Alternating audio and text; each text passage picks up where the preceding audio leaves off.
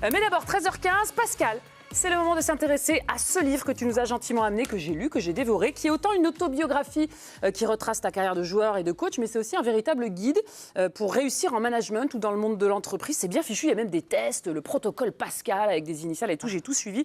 Tu parles de la gestion de l'échec, tu donnes des conseils. En fait, c'est des petits conseils à utiliser dans la vie de leadership, leçon de leadership d'un rebelle, c'est ça? C'est ça. Alors, il faut rendre à César ce qui appartient à César. C'est pas toi qui as écrit. Ce livre est coécrit. Non, j'en ai écrit beaucoup. Ça vient pas de moi. Mais il est coécrit avec Frédéric Rémillet, qui est haut-savoyard comme moi, qui est un ami, et qui est un consultant en management pour les chefs d'entreprise depuis 30 ans. Donc, si vous voulez, moi, j'amène mon vécu, et lui, il amène sa méthode et la structure au bouquin. Et en fait, donc, le foot, c'est un prétexte métaphorique. On en parle, je parle de ma carrière, mais ça s'adresse à tous les chefs d'entreprise, qu'on ait 2 personnes sous sa responsabilité ou 100, même aux chefs de famille, aux parents, quelquefois. Et puis aussi pour le développement personnel, chacun peut trouver des astuces. Voilà. Le titre, ça s'appelle « Le privilège de la pression ». Je reprends tes mots. La pression, c'est une preuve que vous êtes sur le terrain et pas dans les tribunes. La pression peut vous tuer ou vous rendre vivant, et tu es bien placé pour le savoir, puisqu'on rappelle que tu as eu un infarctus à 39 ans à Toulouse. On t'a placé un défibrillateur sous le bras. Tu vas même faire tes séances vidéo, d'analyse vidéo depuis ton lit d'hôpital. Cet infarctus, tu penses qu'il est forcément lié à ton métier de coach, au stress inhérent? Alors France, l'infarctus, c'est bien plus tôt, donc 39 ans, j'étais à Évian. Ah, pardon. Et puis ensuite, plus tard, j'ai fait une deuxième pathologie à Toulouse où on m'a placé un défibrillateur. Ça, c'est en fait une partie de la pression, c'est celle que l'on subit. Il y en a 2, il y a celle que l'on subit, il y a celle que l'on choisit.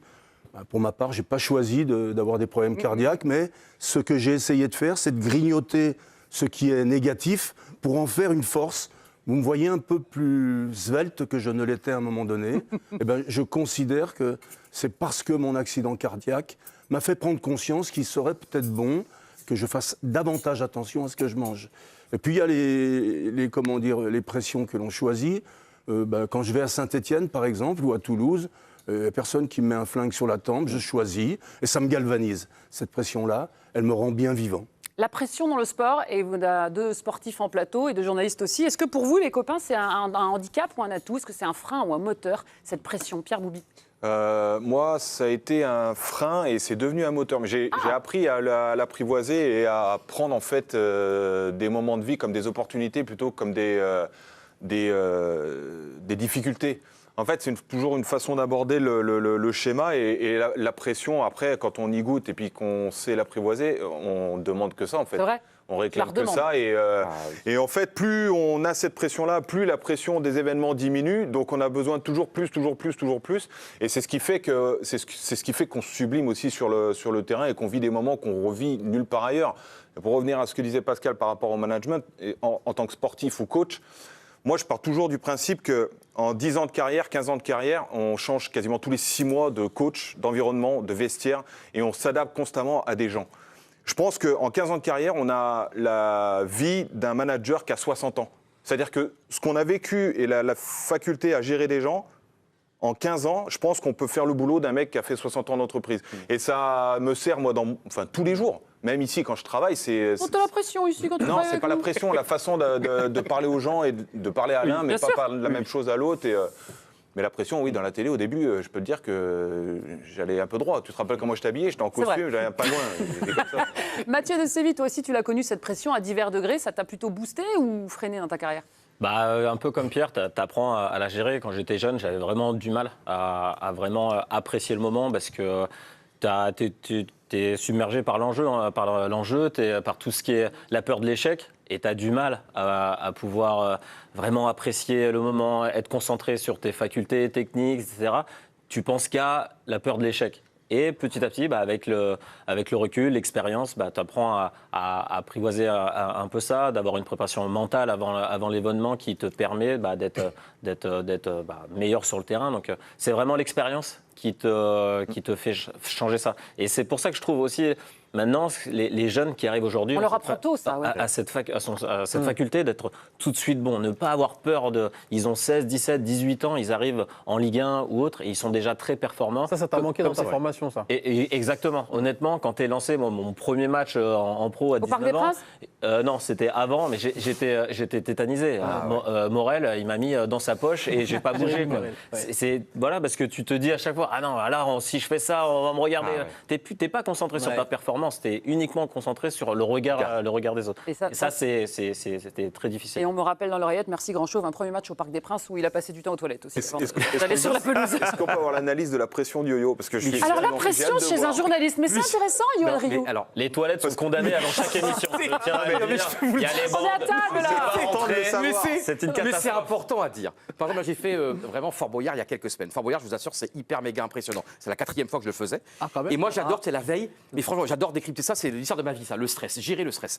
Et moi, j'adore avoir un événement un peu plus important que les autres avant, tu vois, que ça monte. Et c'est même pas conscient, ça vient naturellement. C'est le ventre qui gargouille.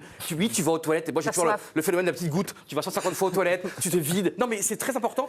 Et surtout, c'est que ça te sublime, ça te magnifie. Et moi, je trouve que ça rend tellement bon le stress. Parce que le stress, un grand événement, ça te révèle, ça te dit qui tu es.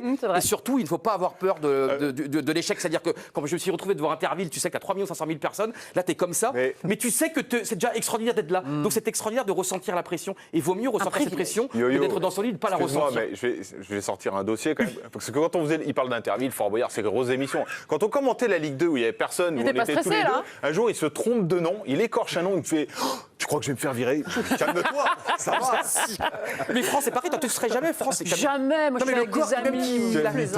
C'est vrai. Je reviens au livre de Pascal parce que dans ce livre, autre que le privilège de la pression, on en apprend plus sur ta carrière de coach, mais aussi de joueur. J'ai essayé de retrouver des photos de Pascal joueur. Pas facile. Hein. C'était il y a longtemps. En noir et blanc. Ina. Pascal, c'est quand même plus de 200 matchs pro. On apprend notamment que Domenech t'a mis à la cave à Mulhouse. Pardonné depuis ou c'est toujours un peu tendu entre vous? Il peut être par là, Raymond, dans nos bureaux. Pardonné, mais en fait, pardonné, je vais vous dire comment j'ai pardonné. J'ai surtout rien calqué de ce qu'il m'a donné comme précepte de management. Donc j'ai voulu faire tout l'inverse. Voilà, j'étais plus proche de Roland Courbis et de ses préceptes que de celle de M. Domenech. Un exemple à ne pas imiter, quoi, quelque part.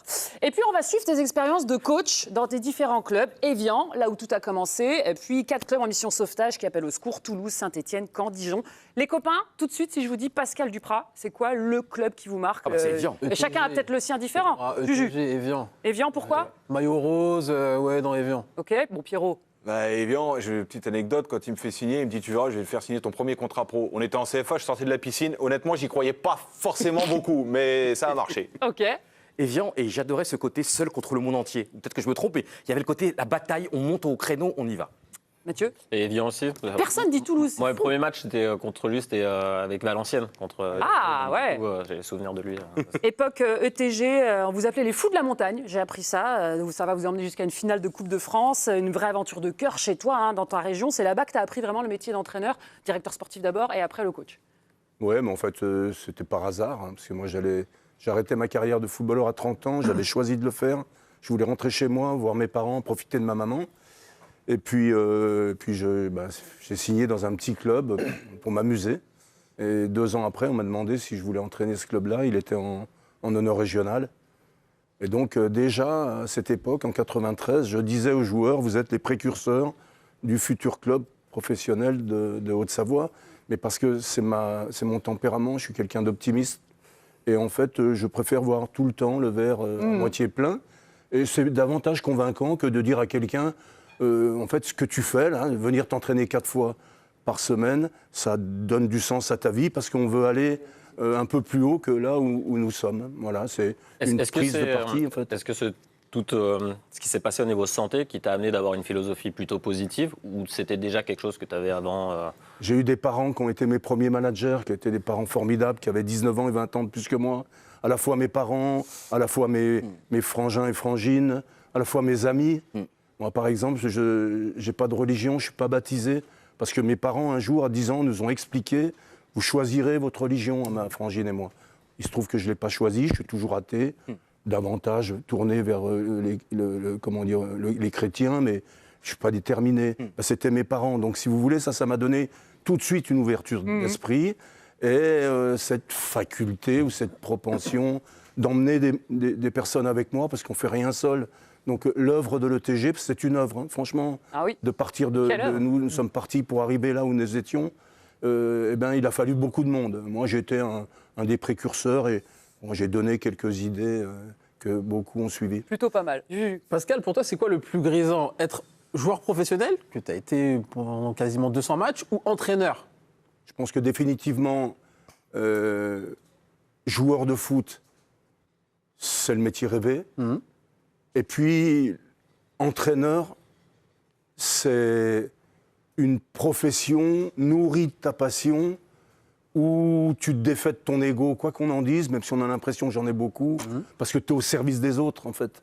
Si tu n'es pas amoureux des joueurs que tu coaches, c'est difficile d'obtenir des résultats. J'en ai pas obtenu beaucoup, c'est donc que j'aurais dû les aimer davantage.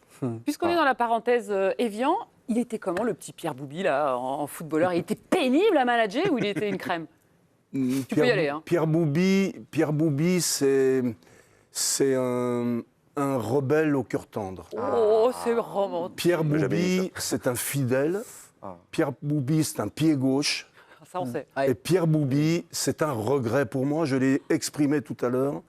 J'aurais voulu, j'ai poussé, je pensais avoir l'influence pour qu'il reste avec nous. Malheureusement, j'avais des bien-pensants au-dessus. Ouais, tu m'as fait C'est courir rien en au foot, Kawaii. hein, mais qui avaient d'autres idées. Quoi, Pierrot? Puis après, il m'a fait courir en Kawaii un bon nombre de fois au retour de vacances. Hein. C'est de l'amour, ça. Ouais, bien sûr. Non, mais j'ai pris des coups de pied au cul.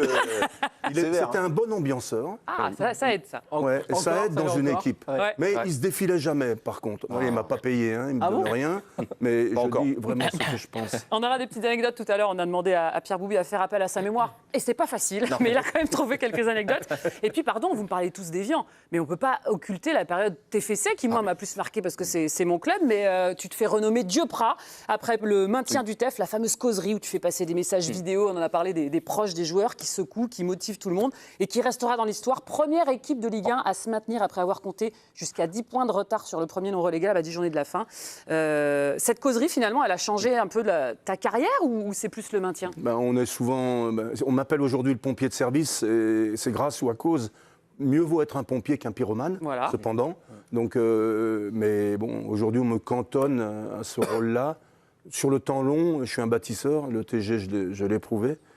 Mais... Après, c'est aussi Yann Bodiger qui est aussi sublime, du coup, qui s'est fait avec ce coup franc magnifique et qui permet de maintenir. Si jamais il y avait un scénario un peu plus catastrophique, ça aurait été terni un peu plus. Il y a aussi le fait que Laurent Salvaudon, que j'avais connu à Canal, puisque je faisais J+1 à ce moment-là, me demande avec insistance de faire une émission parce qu'on pressent tous qu'il va y avoir un match décisif.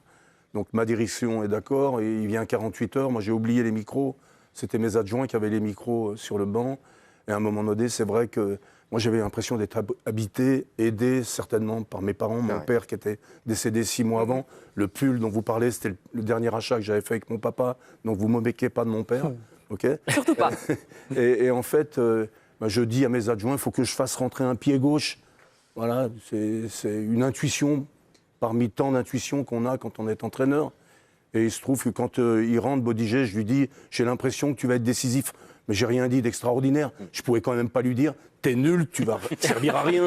Donc, c'est vrai Pascal, si je peux me permettre, tu as eu des intuitions aussi différentes qui n'ont pas marché. Parce que moi, je me rappelle d'une où un joueur, Stéphane Potier, qui était milieu défensif, il lui fait une causerie fantastique. Ouais. Il lui dit qu'il est énorme et tout ça. Il a fait un match horrible. Il a été catastrophique. Trop optimiste, trop positif parfois.